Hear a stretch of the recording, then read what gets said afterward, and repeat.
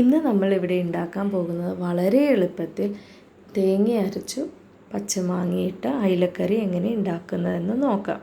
അതിനാവശ്യമായ സാധനങ്ങൾ: ആദ്യം ഒരു മിക്സിയിൽ അരമുറി തേങ്ങ ചിരവിയത്, അതിലേക്ക് ആവശ്യത്തിനുള്ള മഞ്ഞൾപ്പൊടി, 2 ടേബിൾ സ്പൂൺ മുളക് പൊടി, 1 ടേബിൾ സ്പൂൺ മല്ലിപ്പൊടിയും ഇട്ടതിന് ശേഷം ആവശ്യത്തിന് വെള്ളമൊഴിച്ച് നല്ല മഷി പോലെ അരച്ച് മാറ്റി വയ്ക്കുക.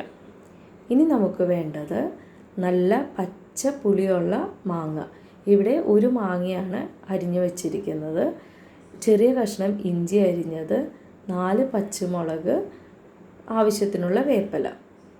ഒരു മൺചട്ടി എടുത്ത് ഇവിടെ അര കിലോ അയിലയാണ് എടുത്തിരിക്കുന്നത്. അതിനകത്തേക്ക് പച്ചമുളക്, ഇഞ്ചി, മാങ്ങ, വേപ്പില എല്ലാം ഇട്ടതിന് ശേഷം നമ്മൾ അരച്ച് വെച്ചിരിക്കുന്ന അരപ്പും കൂടെ ചേർത്ത് കൊടുക്കുക.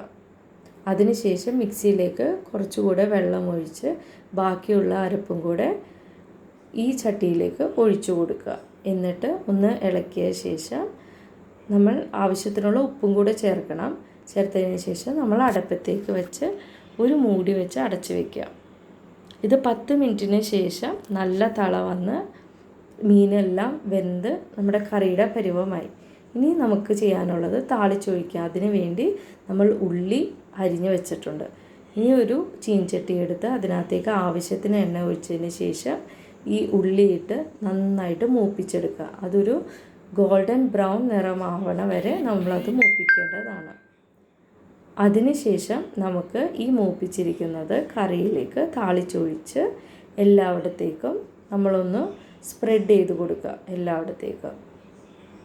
ഇപ്പോൾ നമ്മുടെ സ്വാദിഷ്ടമായ മീൻകറി റെഡിയായിരിക്കുന്നു. എല്ലാവരും ഇത് ട്രൈ ചെയ്ത് നോക്കണം. വളരെ എളുപ്പത്തിൽ നമുക്ക് ഉണ്ടാക്കാവുന്ന കറിയാണ്.